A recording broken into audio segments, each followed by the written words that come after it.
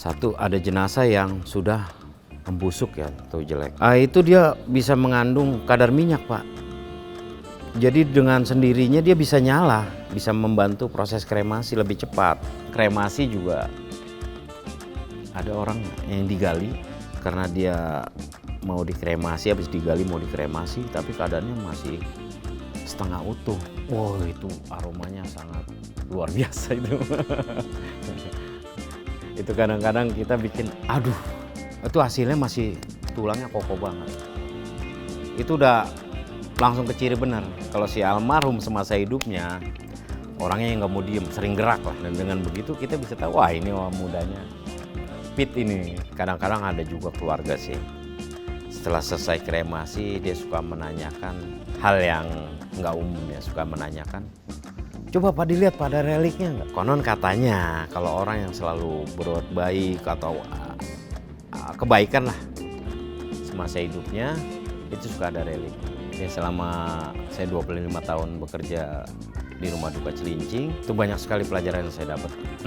Salah satunya menunjukkan kita, siapapun kita, apapun jabatan kita, begitu kematian datang, hasilnya sama.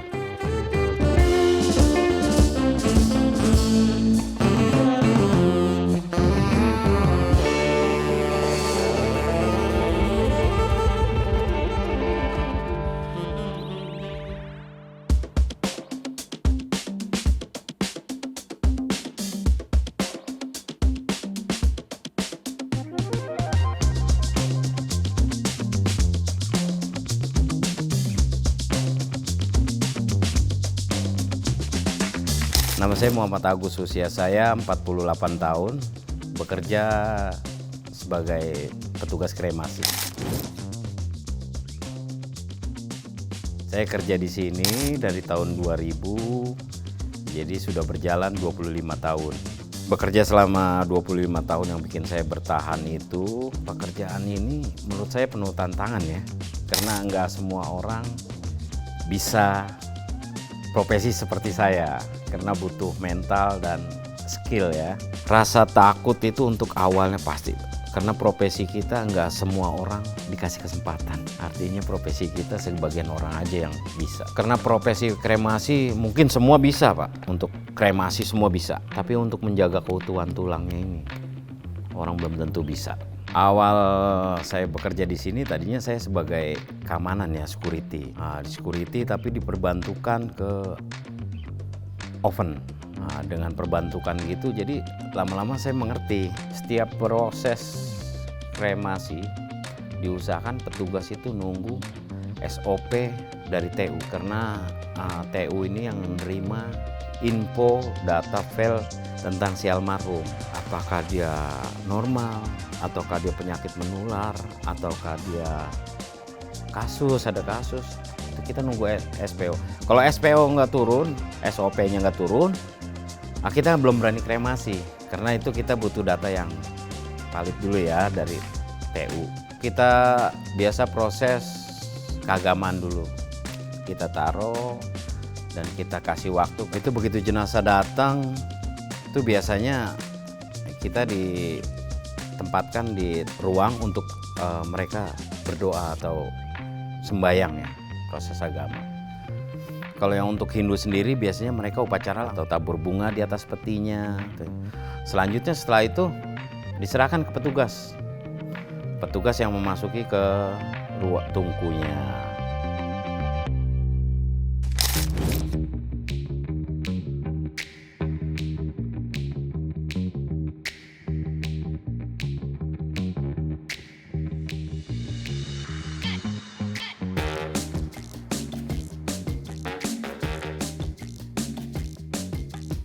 Proses kremasi ada yang tradisional dengan ada yang open, dan untuk yang tradisional itu dia menggunakan bahan bakarnya kayu, sedangkan untuk yang open sendiri dia hanya pengapian aja. Tentunya bahan bakarnya kita pakai solar ya, lebih aman. Kalau untuk yang open itu kita ada 5 tungku. Begitu masuk misalnya peti ukuran standar aja ya kita omongin. masuk ke ruang tungku. Peti standar itu 2-3 cm. Misalnya bahannya kebanyakan untuk sekarang ini arbot ya. Kalau di peti disebutnya MDF. Itu awal kita pengapian dulu. Kita nyalakan pengapian. Selanjutnya untuk memastikan material yang ada di dalam peti itu kita nunggu si petinya habis dulu, Pak. Dengan si petinya habis dulu, baru kita nanti di monitor kita masih bisa ngelihat itu ada bahan apa aja yang bisa terbakar. Soalnya di dalam itu kita nggak boleh ada bahan yang mudah meledak seperti gas, parfum, baterai atau yang lain yang mudah meledak itu kita nggak bisa karena dia memicu terbongkarnya si tulang ya. Kalau untuk proses kremasi itu kenapa ada perbedaan di setiap jenazah? Karena beda-beda. Ada berapa faktor, Pak? Satu, ada jenazah yang sudah membusuk ya atau jelek. Itu beda.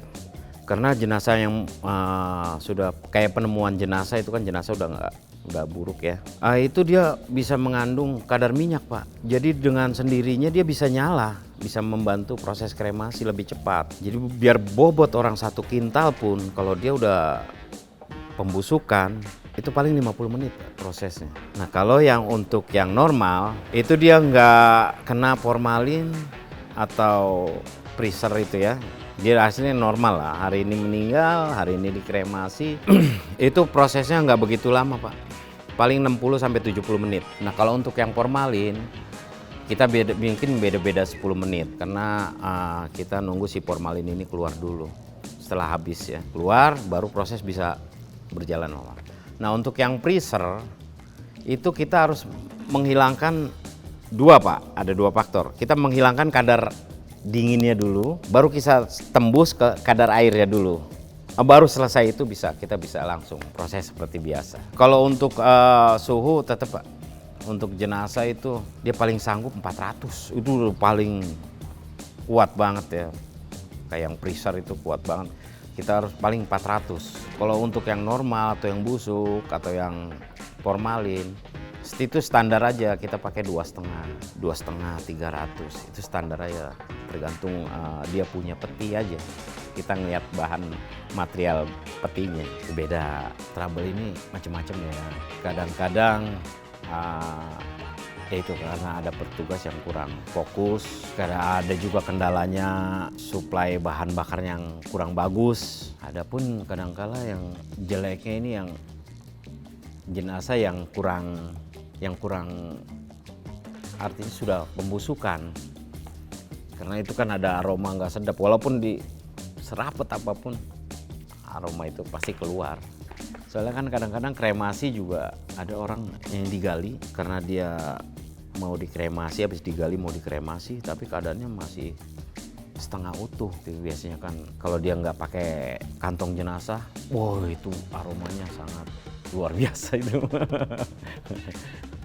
Itu kadang-kadang kita bikin aduh, tapi rasa itu selalu kita tutupin, harus kita tutupin. Bisa nggak bisa harus kita buang, kita tutupin sama rasa tanggung jawab itu tadi. Kalau belajar sendiri dengan kita dapat pengalaman.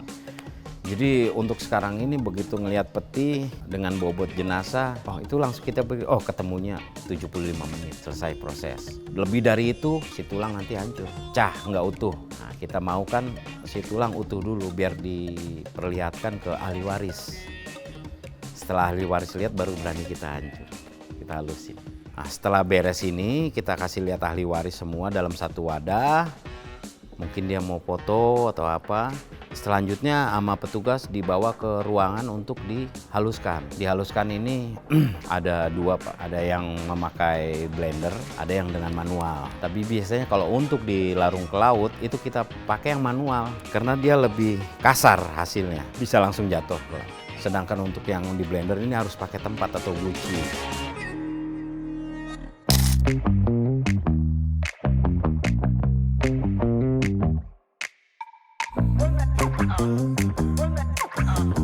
Kalau hasil dari proses kremasi tulang itu beda-beda.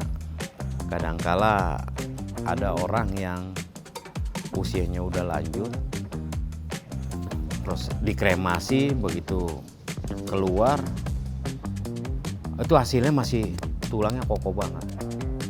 Itu udah langsung ke ciri benar. Kalau si almarhum semasa hidupnya orangnya yang nggak mau diem, sering gerak lah artinya. Entah olahraga apa-apa, yang penting dia nggak diam, sering gerak. Dan dengan begitu kita bisa tahu, wah ini orang mudanya fit ini, gerak terus. Keluarga pun bisa, oh iya betul Pak. Karena dari proses tulang, dengan umur yang sekian kok masih kokoh. Kalau untuk yang usia muda, belum tentu utuh. Karena kadang-kadang dia harus menghadapi penyakit yang berapa puluh tahun harus berbaring gitu kan. Kadang-kadang dengan usia muda pun bisa hancur tulang. Karena mungkin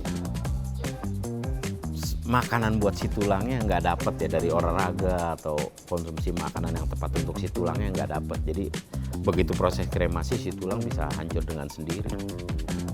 Bahkan dia bisa seperti kulit bawang bisa terlepas begitu di tempat kremasi lain. Saya dengar saat di blender tulang masih bunyi kletak kletuk. Itu menandakan kematangannya itu enggak 100% itu dia matang. Jadi masih ada kadar airnya tulang itu. Makanya saat dihancurkan dia masih keras. Kalau tulang udah kadar airnya udah 0%, itu dipegangnya kayak kita megang kerupuk. Nah, bayangin dengan seringan itu lagi rawan-rawannya. Kita nggak bisa ngasih suhu lebih, kita nggak bisa ngasih angin yang tinggi. Sebab dengan kasih angin yang terlalu besar aja dia bisa jalan-jalan terus terbentur dinding, krak, pecah. Makanya petugas harus fokus dan konsen saat menjalankan kremasi biar keutuhan tulang itu hasilnya sempurna. Kadang-kadang ada juga keluarga sih, setelah selesai kremasi dia suka menanyakan hal yang nggak umum ya, suka menanyakan, coba Pak dilihat pada reliknya nggak? Relik itu dia di dalam tulang dia bisa kayak seperti kristal nyala, seperti pecahan beling gitu ya. Apalagi kalau kena cahaya dia bisa klap-klip gitu. Konon katanya kalau orang yang selalu berbuat baik atau kebaikan lah semasa hidupnya itu suka ada relik. Relik itu belum tentu ada di semua orang. Emang ada, cuman belum tentu. Itu sangat sulit sekali. Karena walaupun ada, kita nggak usah ngomong lagi, dia udah kelihatan begitu kena lampu dia nyala. Klip. Itu jarang terjadi itu. Konon katanya kalau ada itu hidupnya bagus. Pasti di sananya akan enak. Kepercayaan orang ya.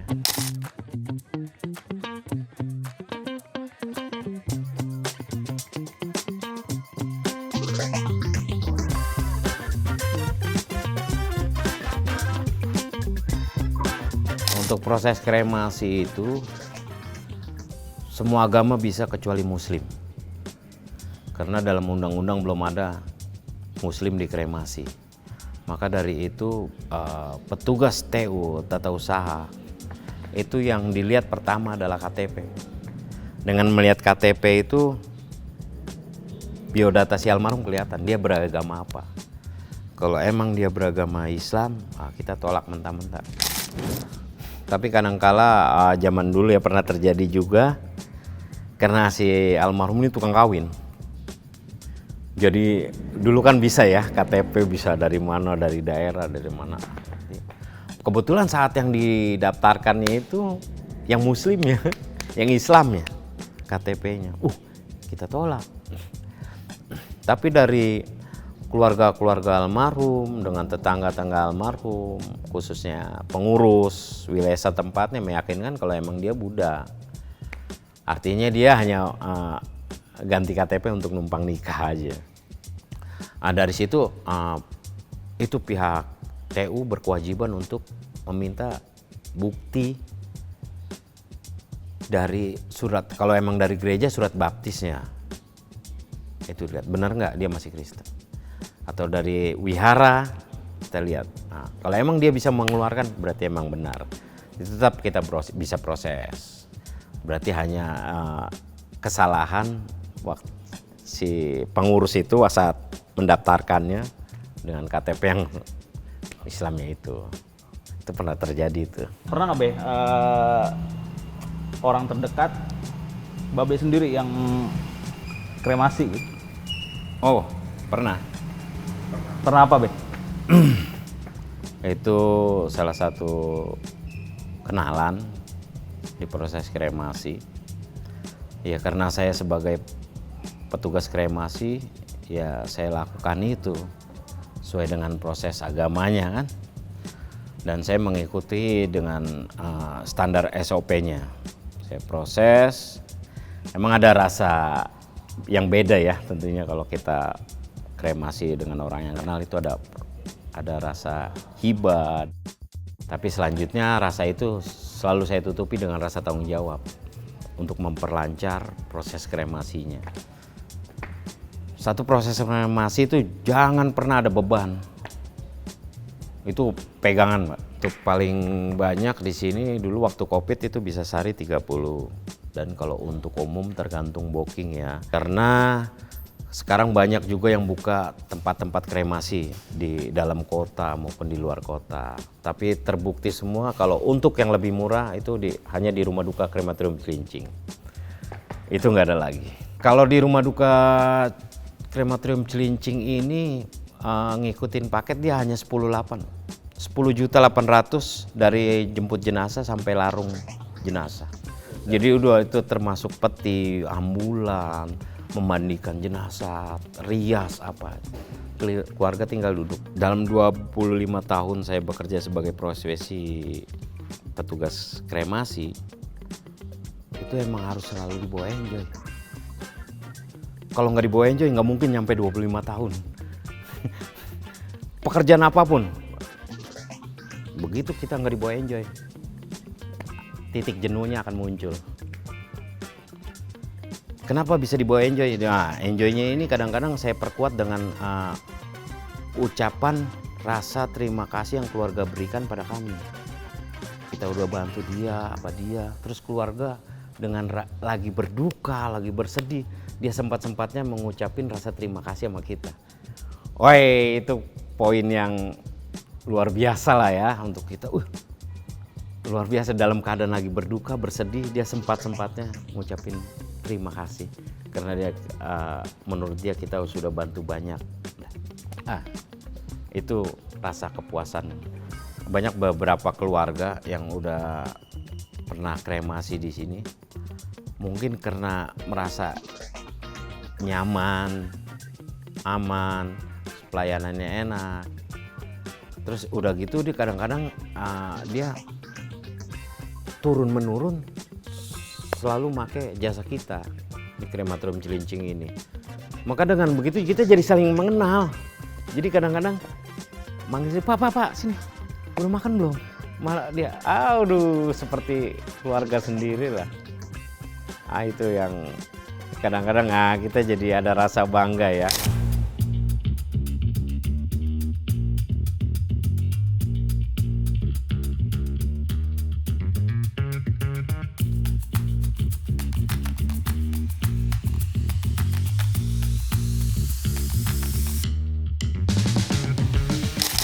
Selama saya 25 tahun bekerja di Rumah Duka Cilincing, itu banyak sekali pelajaran yang saya dapat.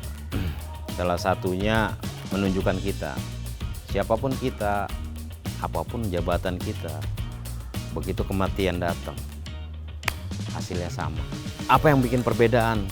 Hasilnya kadang-kadang atau abunya itu antara yang dengan hidup yang kurang sehat dengan hidup yang sehat jelas berbeda. Kalau hidup yang sehat, dari hasil kremasinya tulangnya begitu kokoh dan warnanya pun bagus. Dengan yang sakit ini malah tulang jadi hancur dan warnanya pun berwarna, si tulang nggak putih gitu, dia berwarna. Itu yang pelajaran saya dapat. Makanya selagi kita hidup, jagalah kesehatan, sayangin keluarga, karena apapun yang terjadi tanpa dia kita bukan siapa-siapa. Harapan saya ke depannya untuk Krematorium Cilincing juga, barangkali ada keluarga sana, ada yang masih berat dalam melaksanakan proses kremasi untuk mencari solusinya. Datang ke krematorium Cilincing. Dengan begitu nanti ada solusinya biar si almarhum ini bisa proses kremasinya bisa berjalan lancar.